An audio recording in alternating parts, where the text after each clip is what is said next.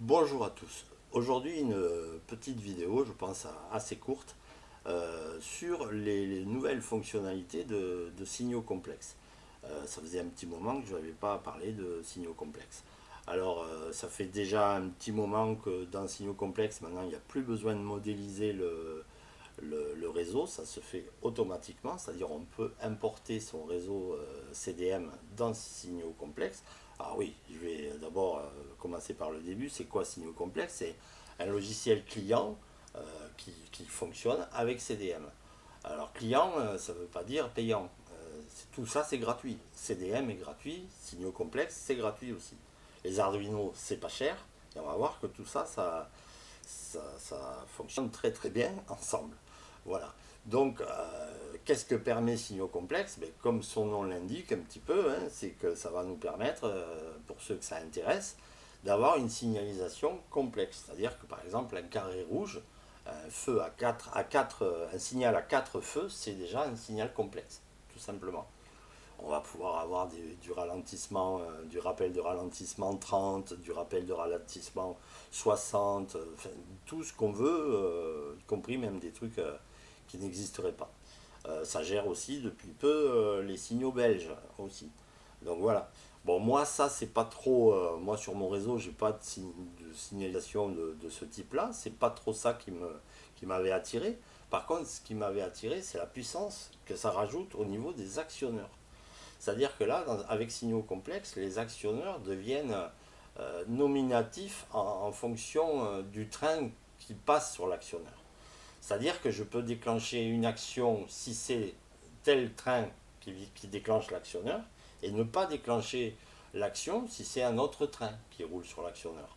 Alors quand je dis qu'il roule sur l'actionneur, je parle évidemment du train virtuel.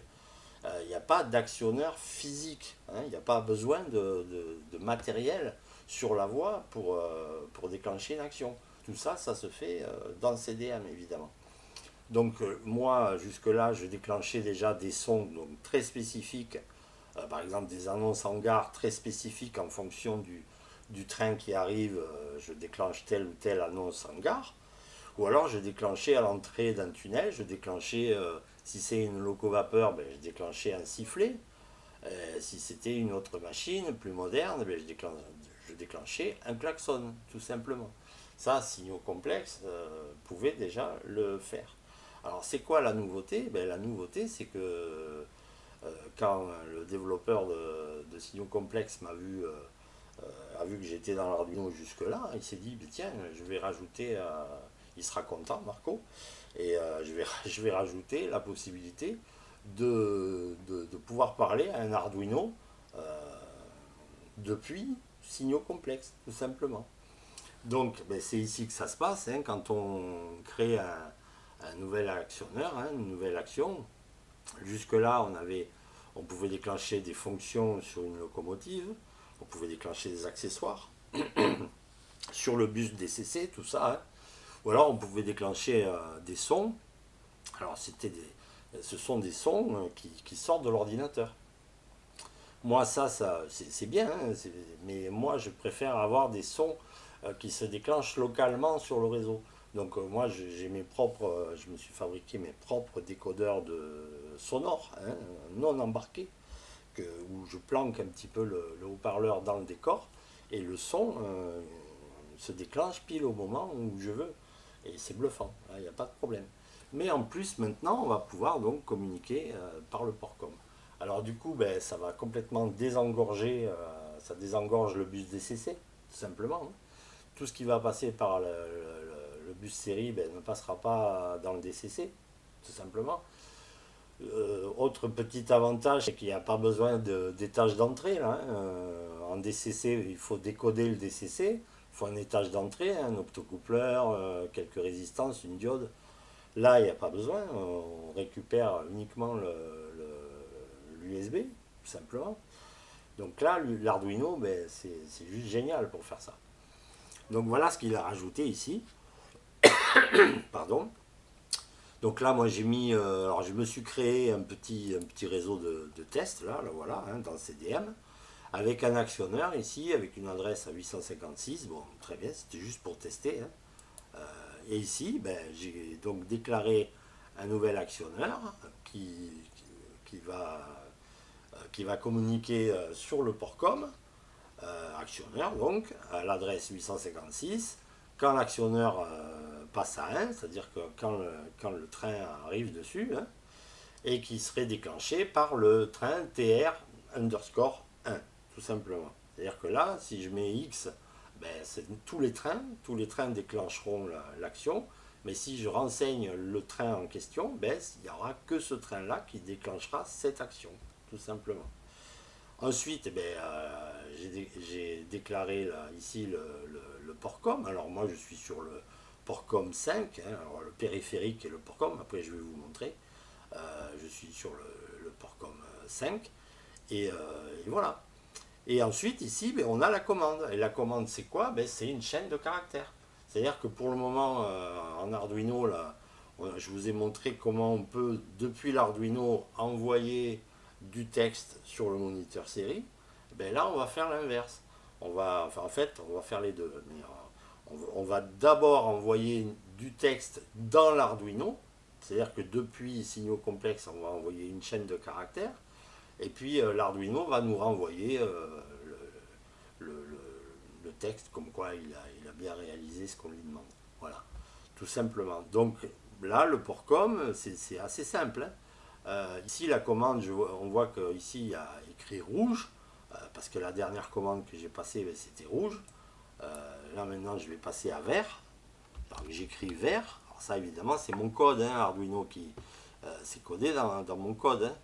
Et ça devrait bouger mon cerveau, qui bouge tout doucement, et la LED est passée au vert, simplement.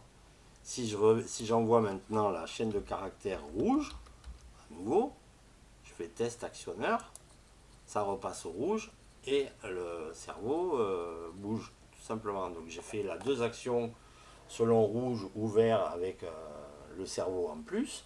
Mais comme c'est une LED tricolore, je me suis un petit peu amusé. Par exemple, si je veux du bleu, là le cerveau ne va pas bouger, mais je vais avoir du bleu. Voilà, là j'ai du bleu, tout simplement. Maintenant, si je veux du violet, par exemple, j'écris violet et j'ai du violet.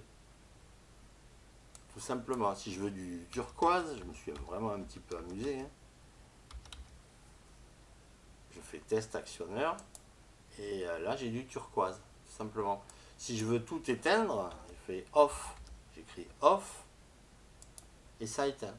Voilà, tout simplement. Là, si je reviens à rouge, selon la dernière position du cerveau, il va bouger ou non. Voilà, là, il ne bouge pas parce que la dernière fois, on était resté sur du rouge aussi. Mais là, si je fais à nouveau vert, il va bouger, le cerveau va bouger. C'est juste un test, hein. On peut faire ce qu'on veut. Là, c'est à vous d'avoir de l'imagination.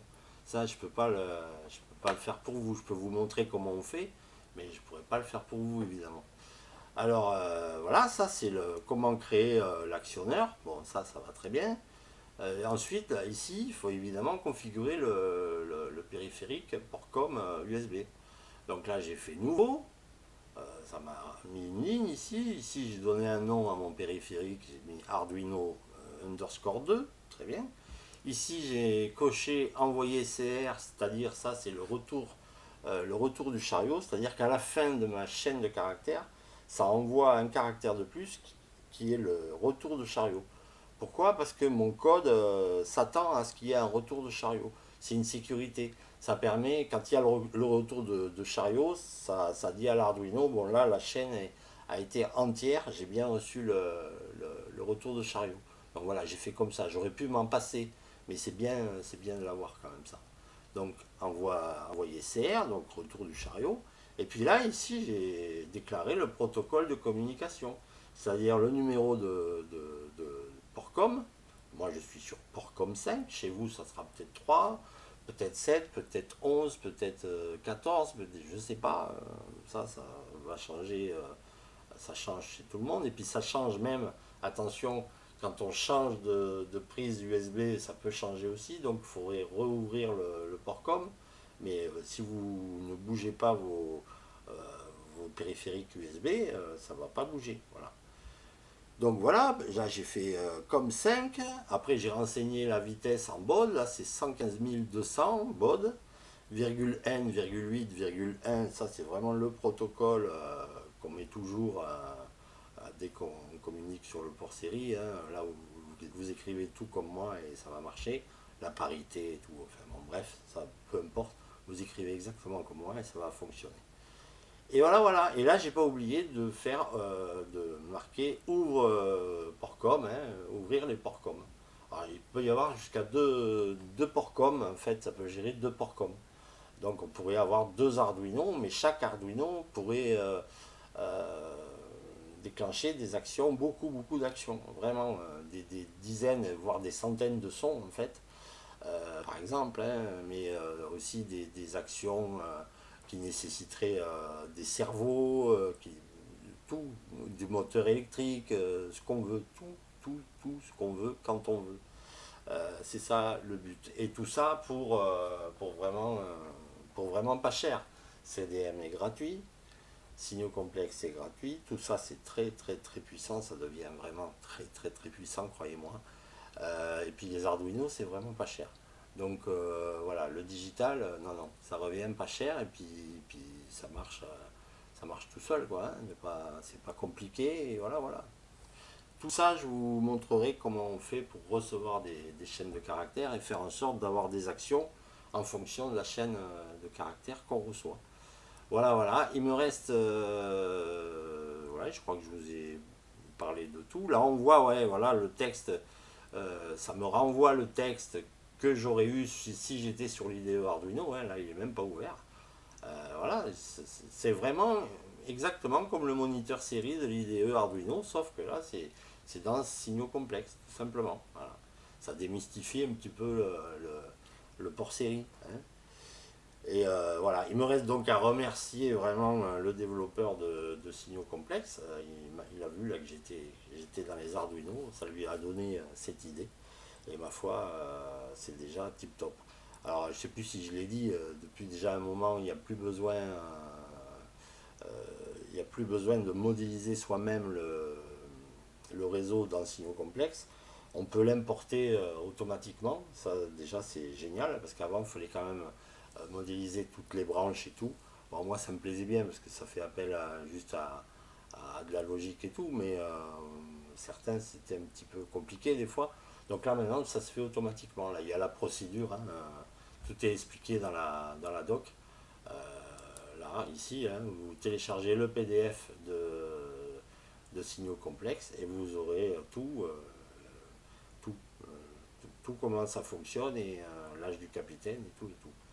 Voilà, voilà. Donc, c'est génial. Bravo, bravo. C'est fabuleux. On va encore pouvoir s'amuser encore un peu plus, tout en désengorgeant le bus DCC. Ça, c'est pas plus mal.